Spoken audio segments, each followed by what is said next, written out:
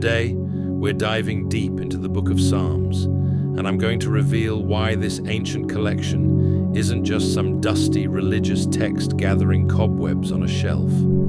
Instead, it's a masterclass in human emotion that speaks directly to every struggle, every joy, every moment of doubt, and every burst of hope you've ever experienced. By the end of this series, you'll understand why kings and peasants, scholars and children, believers and skeptics have all found something undeniably powerful within these pages. But first, let me tell you why this matters more than you might think.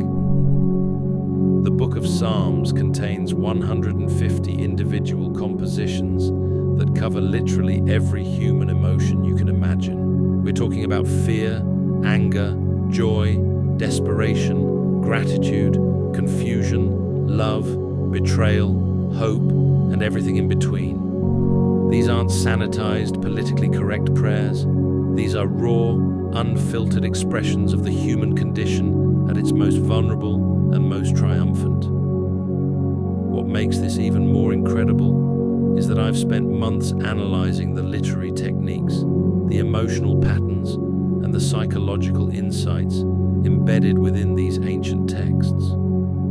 I've discovered frameworks and formulas that modern therapists and counselors use today, except these were written 3 millennia ago. The depth of wisdom we're about to uncover will absolutely blow your mind. So what exactly are we dealing with here? The Book of Psalms is essentially an ancient songbook, a collection of poems and prayers that were meant to be sung, chanted, or spoken aloud.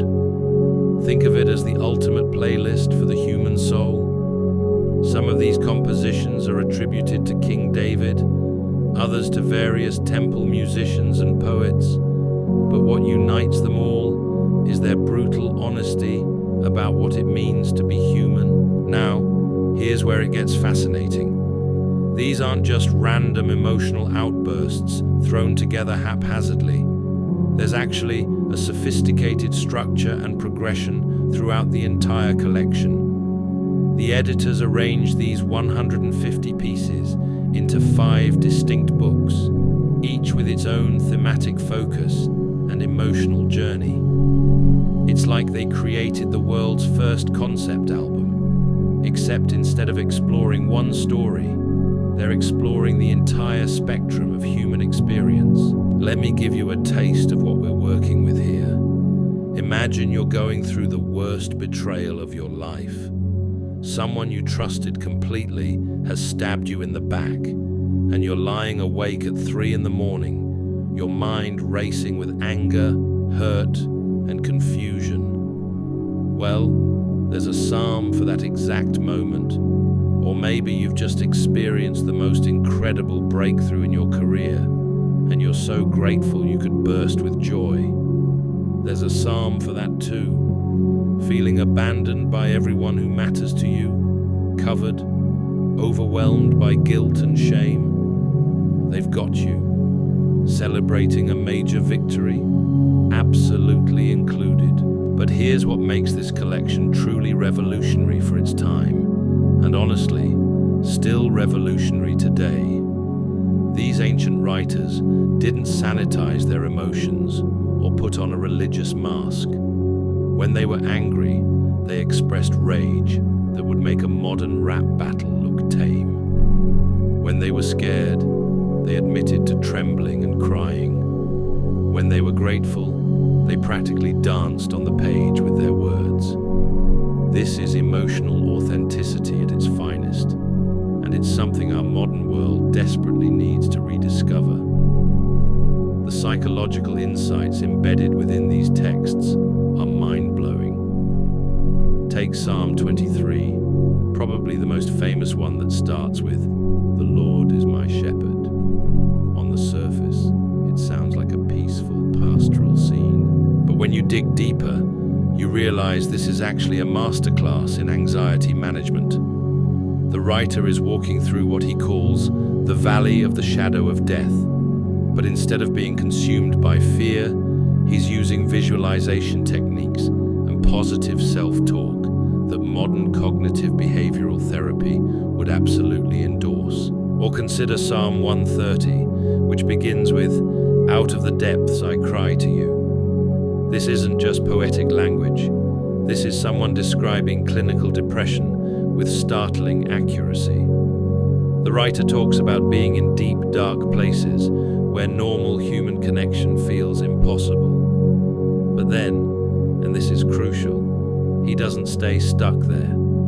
He provides a pathway out through hope, through waiting, through the belief that his current state isn't permanent. What's absolutely incredible is how these ancient writers understood something that modern psychology is just beginning to grasp.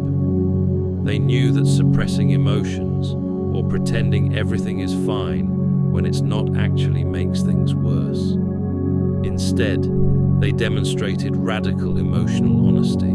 They gave themselves permission to feel everything fully, to express it completely, and then to move through it toward resolution. The literary techniques used throughout the Book of Psalms are absolutely masterful. These writers employed parallelism, where they'd say the same thing in two different ways to create emphasis and rhythm. They used metaphors that paint vivid pictures in your mind. They employed repetition for emotional impact. They varied their sentence structure to create tension and release. Honestly, any modern writer or content creator could learn volumes from studying their craft. But here's where it gets even more interesting. The Book of Psalms isn't arranged randomly. There's actually a deliberate progression from beginning to end that takes you on a complete emotional and spiritual journey.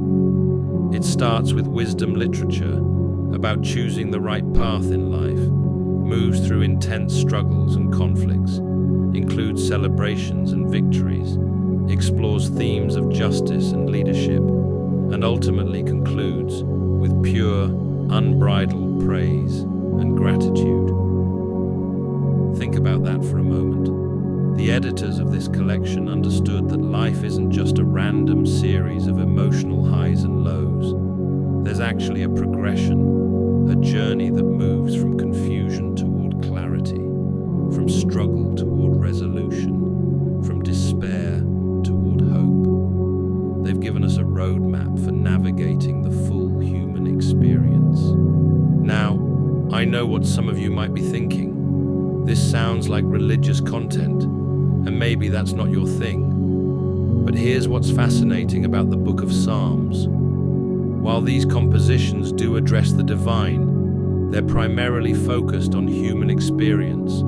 They're about relationships, betrayal, leadership, justice, gratitude, fear, love, and hope. These are universal themes that transcend any particular religious tradition. In fact, many of the most powerful psalms are actually complaints. The writers are questioning why bad things happen to good people, why the wicked seem to prosper while the righteous suffer, why life feels unfair and chaotic. These aren't sanitized, religiously correct sentiments. These are real people wrestling with the same questions that keep us awake at night. The emotional range within this collection is absolutely staggering. We have psalms of pure terror, where the writer is convinced his enemies are about to destroy him. We have psalms of righteous anger, where the writer is calling down curses on people who have wronged him. We have psalms of deep depression, where life feels meaningless and hopeless. We have psalms of ecstatic joy, where the writer can barely contain his celebration. And we have everything in between. What makes this even more remarkable is how these different emotional states are validated and given space to exist. The writers don't apologize for feeling angry, or scared, or sad. They don't try to put a positive spin on negative experiences. They simply express what they're feeling with complete honesty and authenticity. This approach to emotional expression was revolutionary 3,000 years ago, and honestly, it's still revolutionary today. We live in a culture that often demands we maintain a positive attitude, that we suppress negative emotions, that we pretend everything is fine, even when it's not. The Book of Psalms offers a completely different model. It says that all emotions are valid, that expressing them honestly is healthy, and that moving through them rather than around them is the path to genuine healing and growth. The writers of these ancient compositions understood something profound about human nature. They knew that we need language for our deepest experiences. They knew that putting our emotions into words helps us process them, understand them, and ultimately transcend them. They created a vocabulary for the soul that has resonated across cultures and centuries. But the Book of Psalms isn't just about individual emotional expression. Many of these compositions deal with community, with justice, with leadership, with social responsibility. The writers understood that personal well-being is connected to societal well-being, that individual healing is linked to collective healing. They explored themes of corruption in leadership, the responsibility of those in power to care for the vulnerable, and the importance of creating just and compassionate communities. The psychological sophistication of these ancient texts is truly remarkable. Take the concept of emotional regulation. Modern psychology teaches us about the importance of acknowledging our feelings without being controlled by them, of expressing emotions in healthy ways, and of developing resilience in the face of adversity. All of these concepts are woven throughout the Book of Psalms, demonstrated through real-life examples and practical applications. Consider how many of these compositions follow a similar pattern. They begin with a crisis or challenge, move through intense emotional expression, include a shift in perspective or remembrance of past faithfulness, and conclude with resolution or renewed hope. This isn't just poetic structure. This is a psychological framework for processing difficult experiences and moving toward healing. The metaphors used throughout the Book of Psalms are absolutely brilliant. The writers compare their enemies to wild animals, their emotions to natural disasters, their hope to sunrise after a long night, their security to solid rock formations. These aren't just pretty word pictures. They're psychological anchors that help readers connect abstract emotional concepts to concrete, tangible images. What's particularly fascinating is how these ancient writers understood the power of community in emotional healing. Many of the Psalms were clearly designed to be used in group settings, where people could come together and express their shared struggles, fears, hopes, and celebrations. They knew that isolation makes emotional pain worse, while community connection facilitates healing and growth. The Book of Psalms also demonstrates remarkable emotional intelligence in its understanding of timing and seasons. The writers recognize that life moves in cycles, that there are times for grieving and times for celebrating, times for speaking and times for silence, times for action and times for waiting. They didn't try to force inappropriate emotions or rush through natural processes of healing and growth. Throughout this series, we're going to explore specific psalms that address different aspects of human experience. We'll look at compositions that deal with betrayal and forgiveness, fear and courage, despair and hope, anger and peace, loneliness and community, guilt and redemption. We'll examine the literary techniques used to create emotional impact, the psychological insights embedded within the texts, and the practical applications for modern life. What's absolutely mind-blowing is how these ancient composers understood the psychology of memory and trauma in ways that would make modern neuroscientists take notice. Throughout the Book of Psalms, you'll find writers deliberately recalling past experiences of deliverance, past moments of breakthrough, past times when hope seemed lost but was ultimately restored. This isn't just nostalgic reminiscing. This is sophisticated trauma therapy disguised as poetry. The writers knew that when you're drowning in present circumstances, your brain can convince you that things have always been this bad and always will be. So they created deliberate interruptions in their emotional spirals by forcing themselves to remember evidence that contradicted their current despair. They'd list specific instances where they'd been rescued, specific times when impossible situations had been resolved, specific moments when their enemies had been defeated. This technique shows up over and over again throughout the collection. A writer will be in the middle of describing his terror, his confusion, his sense of abandonment, and then suddenly he'll shift into remembrance mode. He'll start recounting historical events, personal experiences, family stories that demonstrate a pattern of faithfulness and rescue. It's like he's building a case against his own despair, marshalling evidence that his current crisis isn't the end of the story. But here's where it gets even more sophisticated. These writers didn't just remember generically positive things.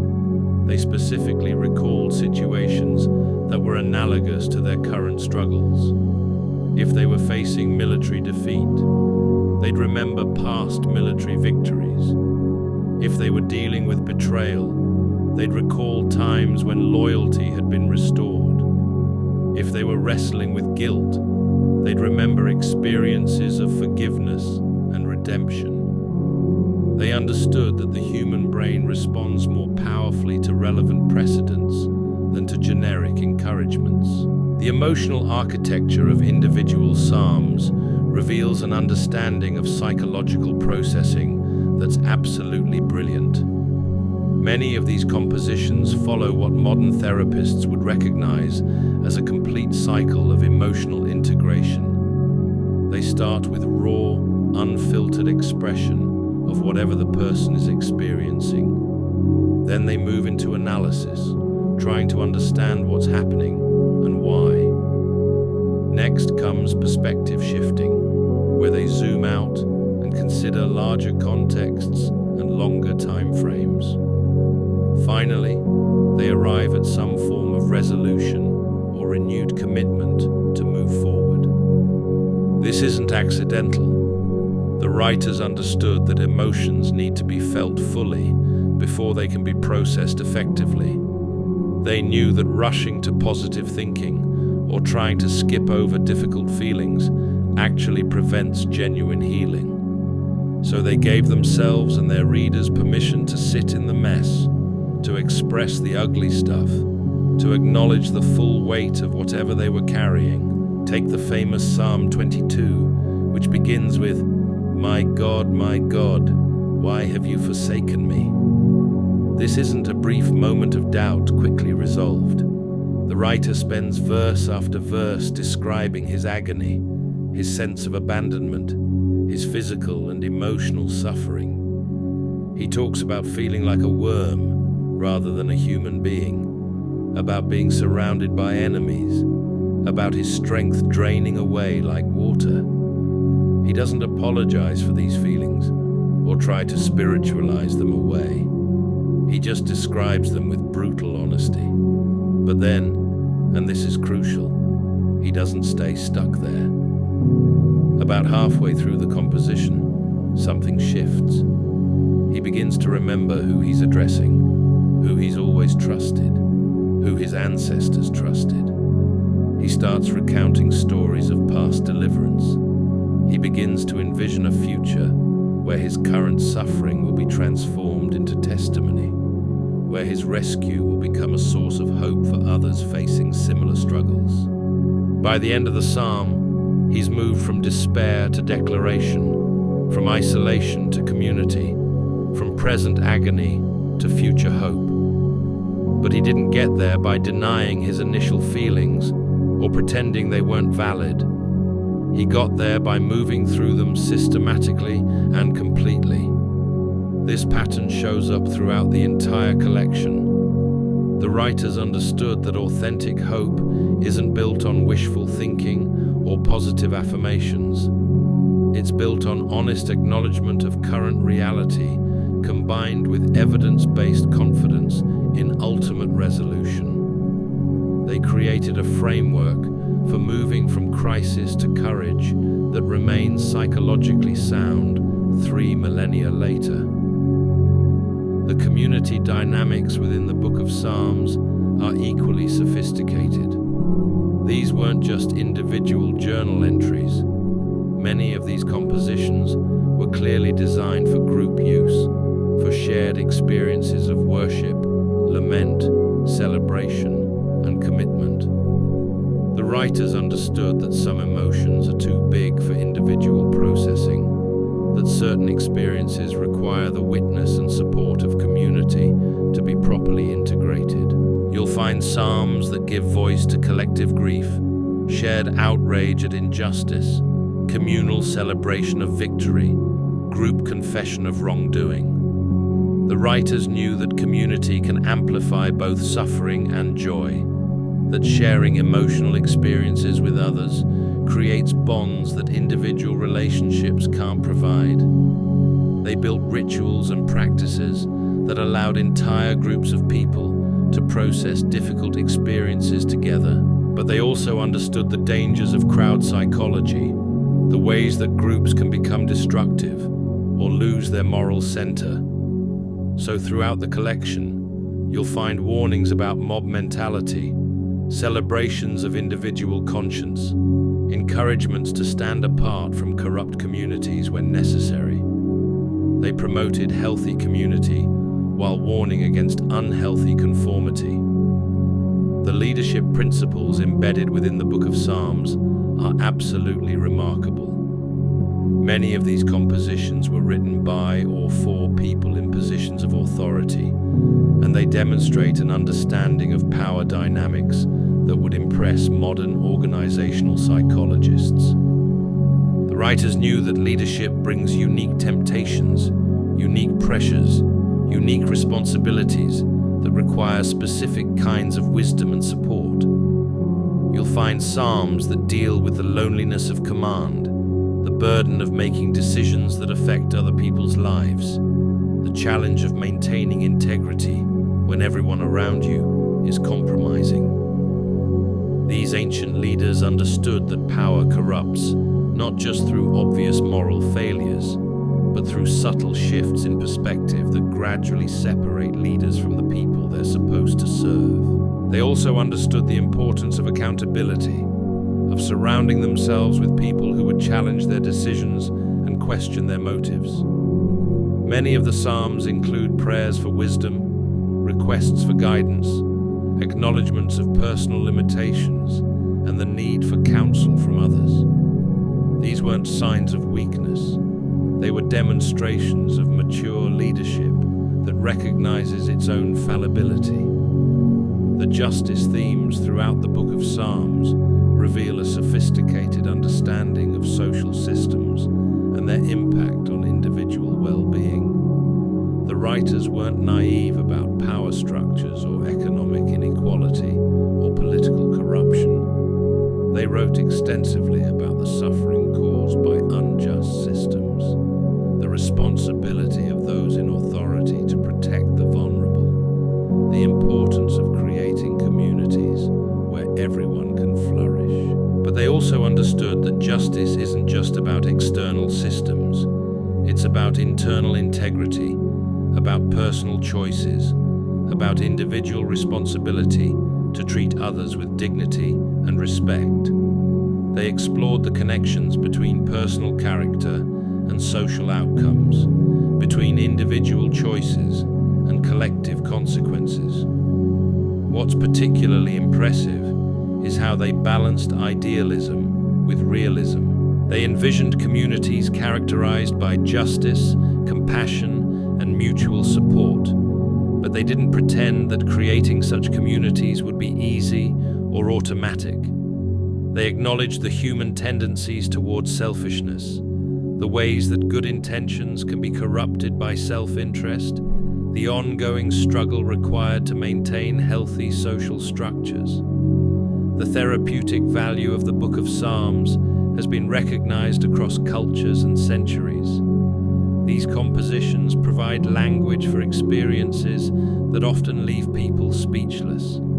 They offer frameworks for processing emotions that might otherwise overwhelm. They demonstrate that whatever someone is going through, they're not the first person to face similar challenges, and they're not alone in their struggles. But the therapeutic power isn't just in reading these ancient texts. It's in the model they provide for honest self-expression, for community connection, for moving through difficult experiences rather than being stuck in them. They show us what emotional health looks like, what genuine processing involves, what authentic hope requires. The writers understood that healing happens through expression, through community, through perspective, and through time. They created compositions that facilitate all of these elements, that provide safe spaces for people to feel whatever they're feeling, while also pointing toward eventual resolution and growth. Throughout this series, we're going to dive deep into specific psalms that address particular aspects of human experience. We'll explore the ones that deal with betrayal and broken trust, examining how these ancient writers processed the pain of being wounded by people they loved. We'll look at compositions that address fear and anxiety, discovering techniques for managing overwhelming worry that remain effective today. We're going to examine psalms that wrestle with guilt and shame, those crushing emotions that can paralyze us with self-condemnation. These ancient writers didn't minimize the weight of moral failure or pretend that wrongdoing doesn't have consequences. Instead, they created pathways through guilt that lead to genuine restoration rather than endless self-punishment. What's absolutely fascinating is how they distinguish between healthy guilt that motivates positive change and toxic shame that destroys self-worth.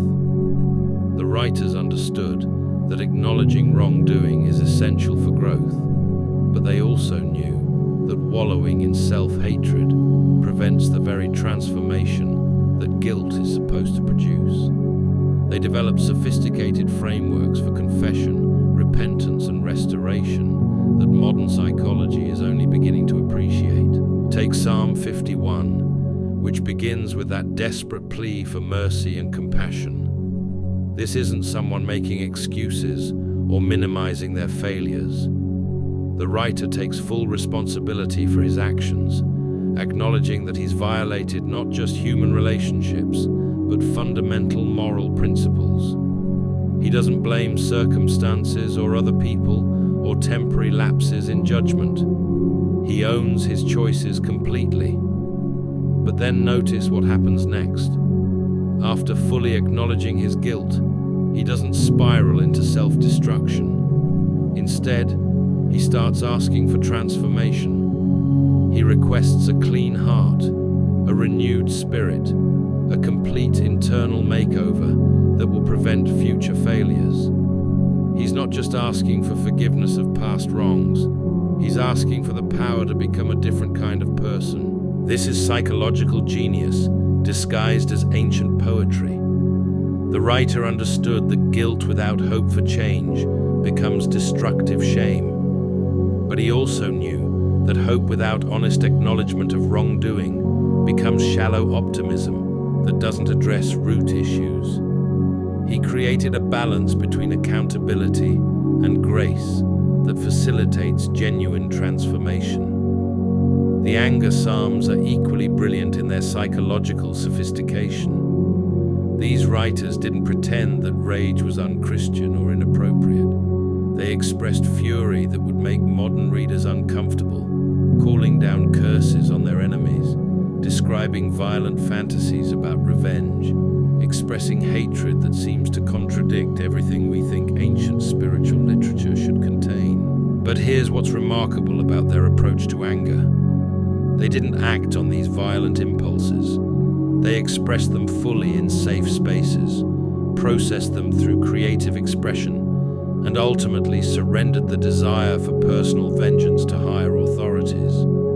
They understood that suppressed anger becomes bitterness, while expressed anger can become fuel for positive change. Look at Psalm 137, where the writer fantasizes about violent revenge against his captors. This isn't pretty language. It's raw, unfiltered rage expressed with shocking brutality. But notice that he's not plotting actual violence. He's using creative expression to process emotions that could otherwise consume him. He's giving himself permission to feel everything without necessarily acting on everything he feels. This demonstrates an understanding of emotional processing that modern anger management programs are built around. The writers knew that anger often contains important information about injustice, about boundary violations, about values that have been threatened. But they also knew that acting impulsively on anger usually makes situations worse rather than better. So they created safe spaces for expressing rage while building in delays between feeling and action. They used poetry and music and community ritual to process intense emotions before making decisions about how to respond to whatever had triggered their anger. They separated the validity of the emotion from the appropriateness of particular responses. The Depression Psalms reveal an understanding of mental health that's absolutely stunning for their historical context. These writers describe symptoms that modern psychology would immediately recognize as clinical depression. They talked about loss of appetite, disrupted sleep patterns, social isolation, feelings of worthlessness, inability to concentrate, and loss of interest in activities that used to bring joy. But they didn't treat depression as a character flaw or spiritual failure. They approached it as a real condition that required specific kinds of intervention. They used community support, creative expression, physical movement, spiritual practices, and cognitive techniques to address the various aspects of depressive episodes. Psalm 42 is a masterclass in depression management. The writer describes his soul as downcast and disturbed, talks about tears being his food day and night, remembers better times when he was connected to community and celebration. But then he starts talking to himself, asking why he's so downcast, reminding himself of reasons for hope, making deliberate choices about where to focus his attention. This is cognitive behavioral therapy in poetic form. The writer is challenging his negative thought patterns, consciously choosing to remember evidence that contradicts his current despair, deliberately engaging in activities that have historically improved his emotional state. He's not just wallowing in depression, he's actively working to move through it. The Anxiety Psalms demonstrate equally sophisticated understanding of fear and worry. These writers didn't minimize the reality of threats or pretend that positive thinking alone could eliminate danger. But they developed techniques for managing overwhelming anxiety that prevented fear from paralyzing them completely. They used visualization exercises, imagining themselves in safe places or under divine protection. They practiced breathing techniques that would calm their nervous systems. They engaged in physical activities that would discharge anxious energy. They surrounded themselves with supportive communities that could provide perspective during fearful times. But most importantly, they distinguished between productive concern that motivates appropriate action and destructive worry that wastes energy without solving problems. They learned to assess threats realistically, take appropriate precautions, and then release control over outcomes they couldn't influence. The Celebration Psalms are equally instructive in their approach to joy and gratitude. These writers didn't take positive experiences for granted or assume that good times would last forever. Instead, they deliberately savored moments of happiness, expressed gratitude extravagantly, and created memories that could sustain them during future difficulties. They understood that joy, like sorrow, needs to be processed fully to have maximum impact. So they used music and dance and poetry and communal celebration to amplify positive experiences. They invited others to share their happiness, knowing that shared joy is multiplied joy. But they also prepared for the inevitable return of challenges. During good times, they strengthened relationships, built resources, developed skills, and created support systems that would help them navigate future storms.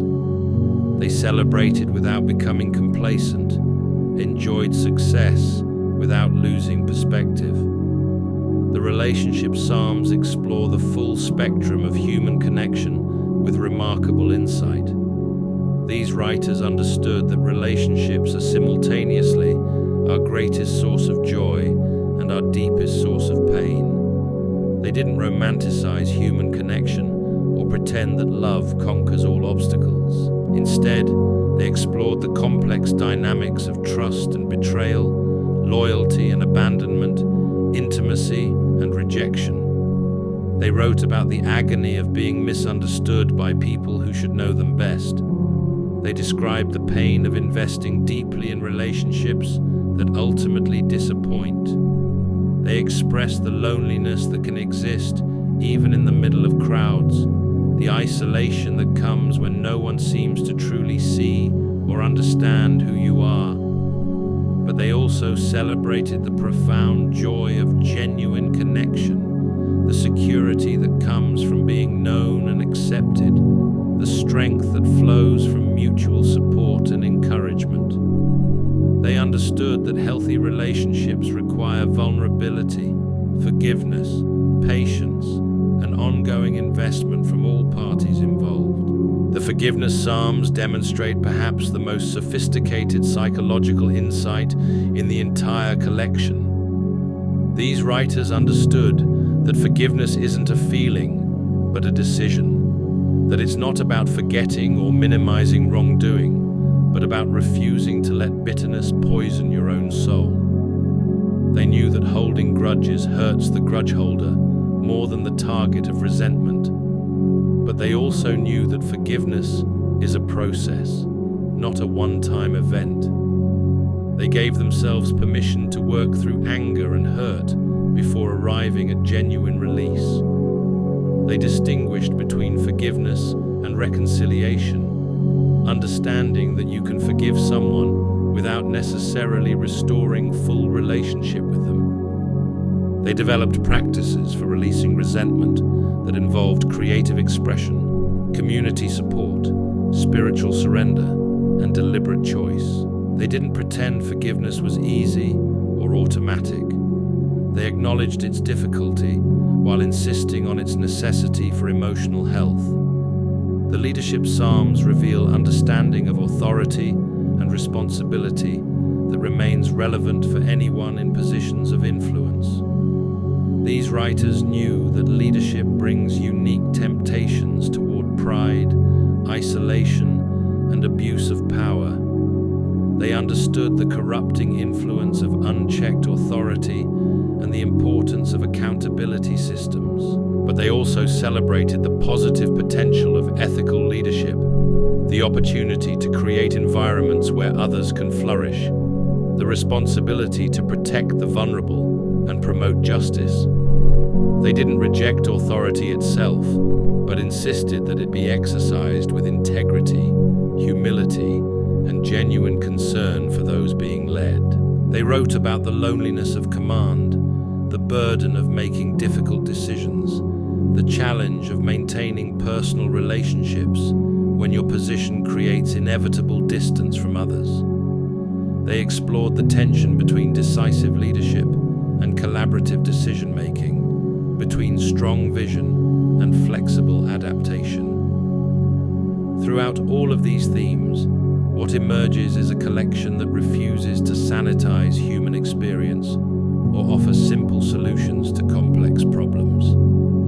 These ancient writers embrace the full messiness of life, the contradictions and complications that make existence both challenging and beautiful. They created a vocabulary for experiences that often leave people speechless.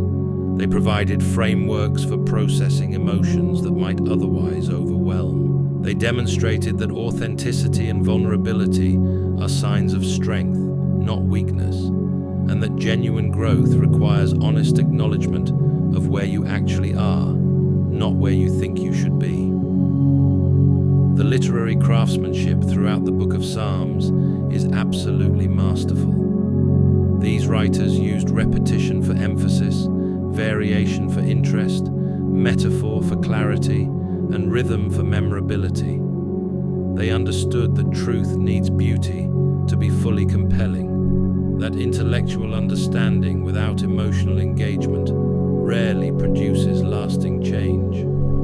They created compositions that work on multiple levels simultaneously. You can read them for their historical value, their literary merit, their psychological insight, their spiritual significance, or their practical application. Each layer adds richness to the others without requiring expertise in any particular area. The universal appeal of these ancient texts stems from their unflinching honesty about human experience, combined with their ultimate movement toward hope and resolution. They don't promise that life will be easy or that faith will eliminate suffering, but they do demonstrate that meaning can be found in the midst of chaos, that community can provide strength during individual weakness, and that even the darkest experiences can ultimately contribute to growth and wisdom. What makes the Book of Psalms particularly relevant for our current cultural moment is its model of authentic expression in community contexts. We live in an age of curated social media personas, where everyone presents their highlight reels while hiding their struggles. These ancient writers demonstrate a completely different approach to community engagement. They brought their real selves to their relationships, shared their actual experiences rather than sanitized versions, and created space for others to do the same. They understood that authentic community requires authentic individuals, that genuine support can only flow between people who are honest about their needs and struggles. But they also maintained appropriate boundaries, understanding that not every thought needs to be shared with everyone, that wisdom involves discerning when and how and with whom to be vulnerable. They balance transparency with discretion, authenticity with privacy. The therapeutic applications of these ancient compositions continue to be discovered by modern practitioners. Therapists use them to help clients find language for difficult experiences. Support groups use them to create safe spaces for sharing struggles. Individuals use them for personal reflection and emotional processing. But their value extends beyond formal therapeutic contexts. They provide resources for anyone navigating the ordinary challenges of human existence, tools for processing everyday emotions and experiences that don't require professional intervention, but benefit from structured reflection and expression. As we continue through this series, we'll explore specific techniques these ancient writers used to create emotional impact, psychological insight, and lasting change. We'll examine how they balanced individual expression with community responsibility, how they processed trauma without being defined by it, how they maintained hope without denying reality. We'll look at their approaches to conflict resolution, their strategies for building resilience, their methods for cultivating gratitude and joy.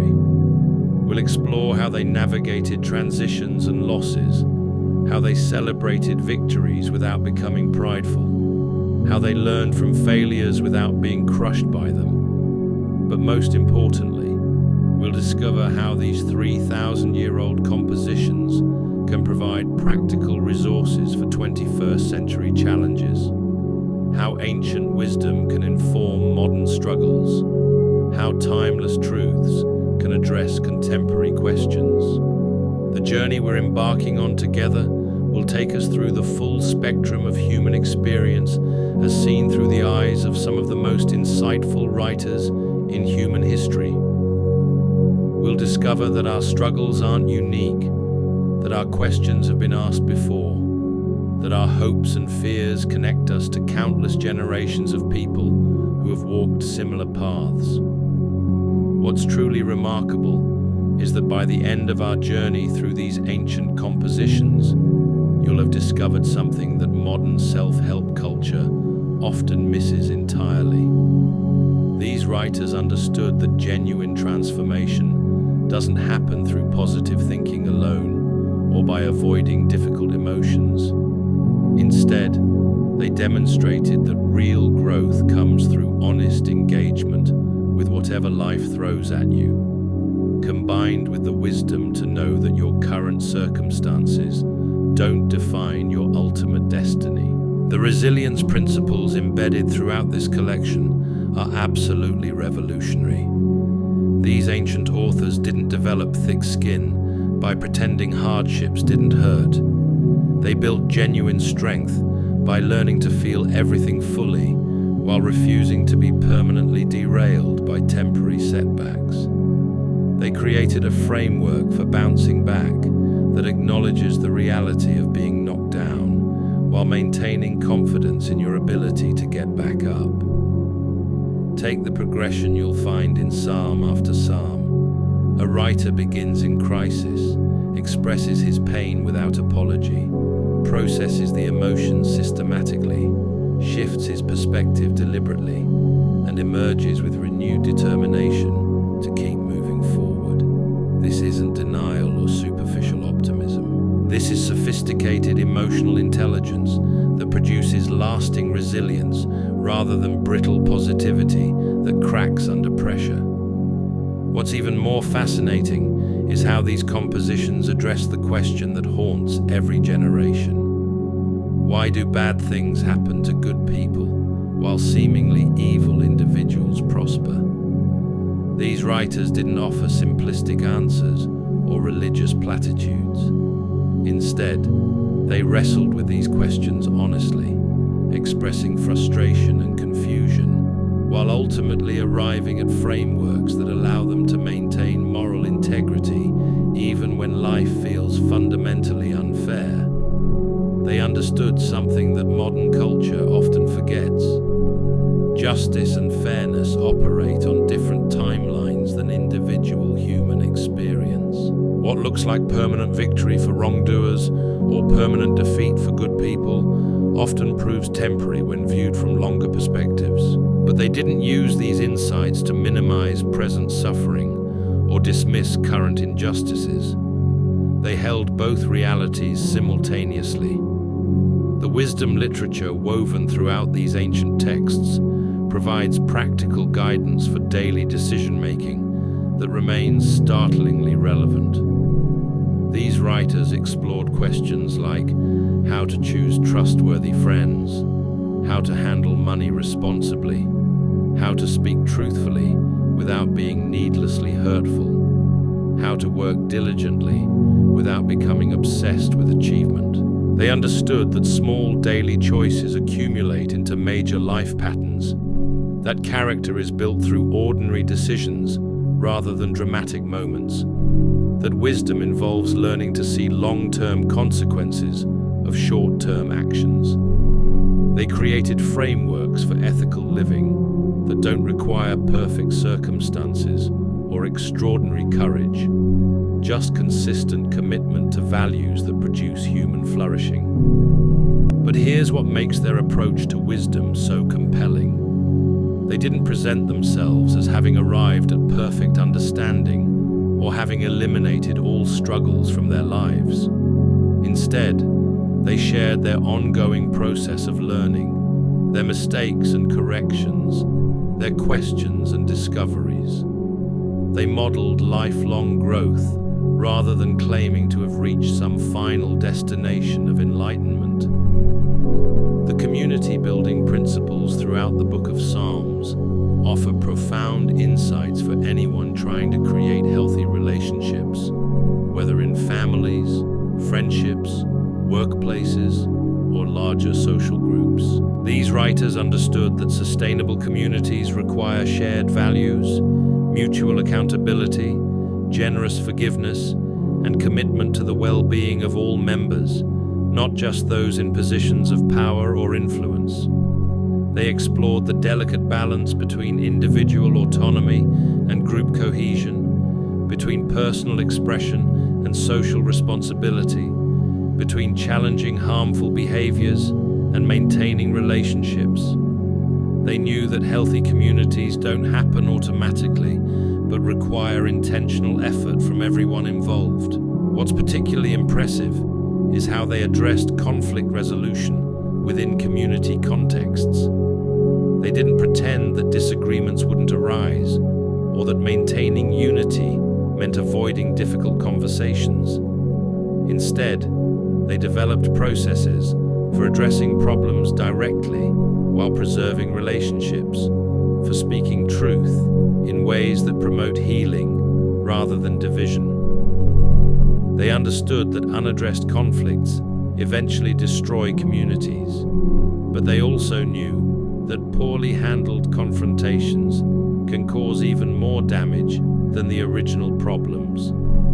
So they created frameworks for navigating disputes that prioritize restoration over punishment, understanding over winning, long-term relationship health over short-term emotional satisfaction. The celebration practices demonstrated throughout these compositions reveal sophisticated understanding of how to maximize positive experiences and create lasting memories that can sustain people through future difficulties.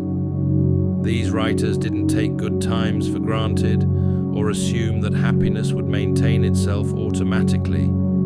Instead, they developed deliberate practices for savoring joy, expressing gratitude, sharing success with others, and creating traditions that would anchor positive experiences in both individual and community memory.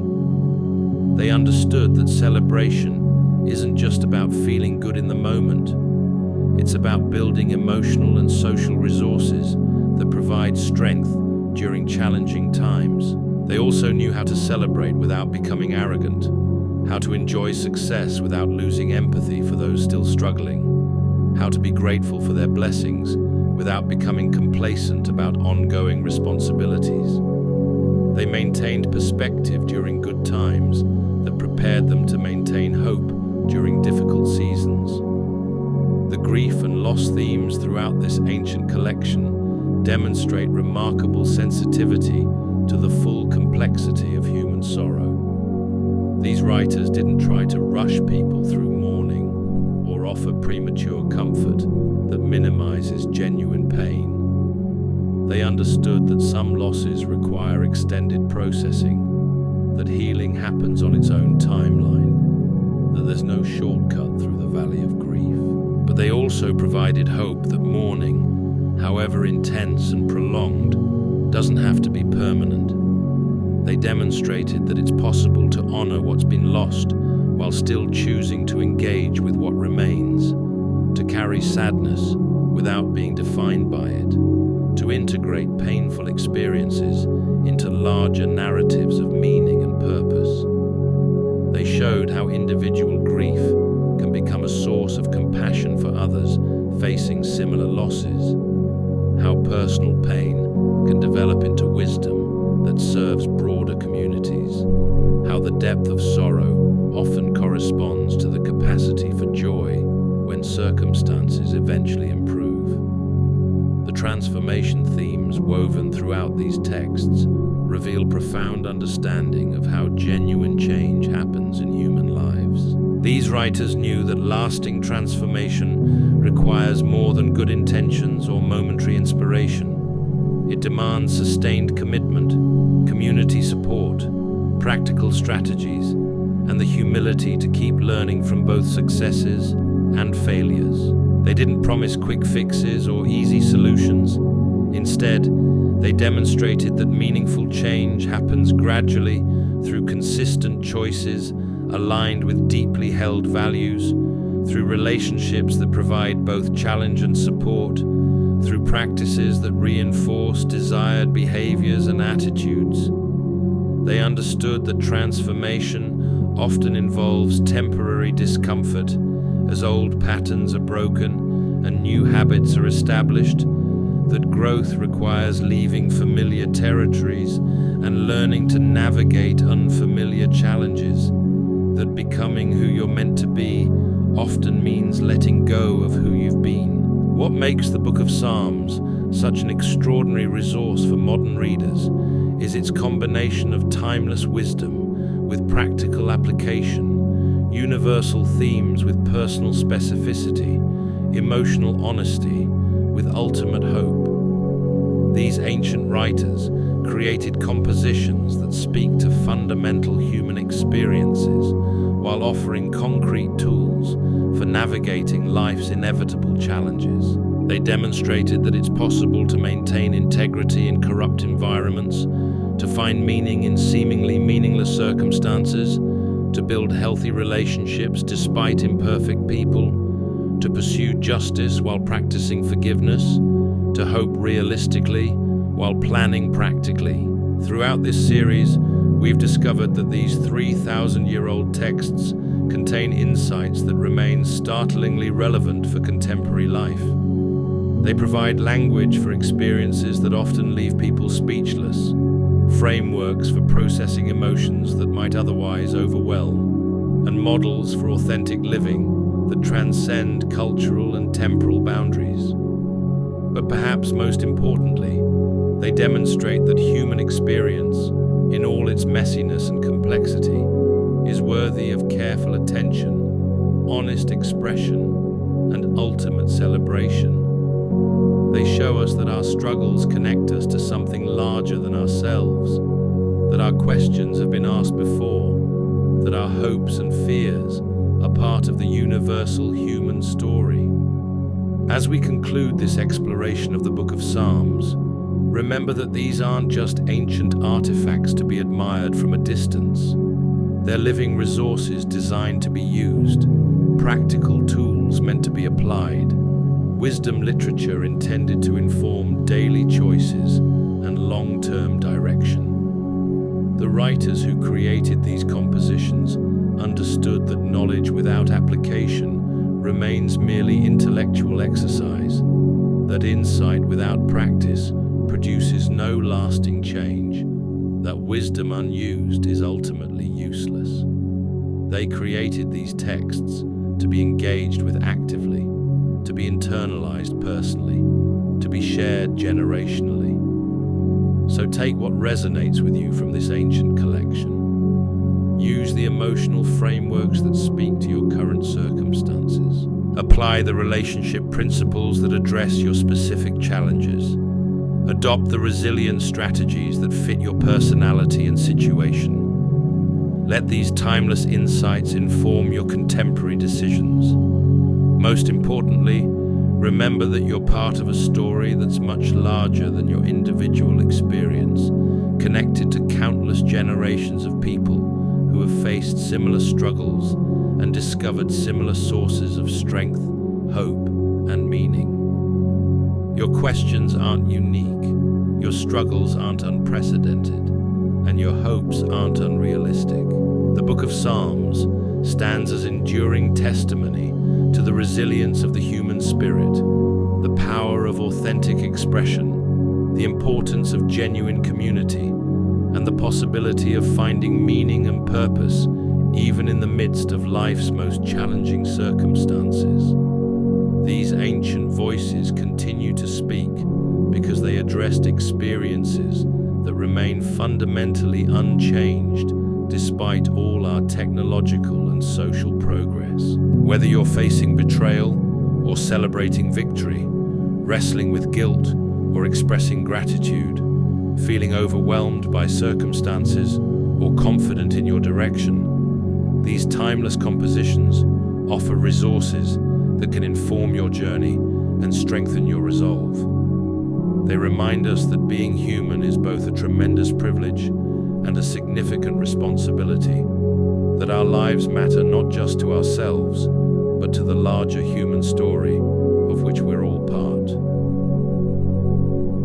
The legacy of the Book of Psalms isn't found in museums or academic studies alone. It lives on in every person who chooses authentic expression over pretense, genuine community over isolation, realistic hope over cynical despair, and meaningful engagement over passive existence.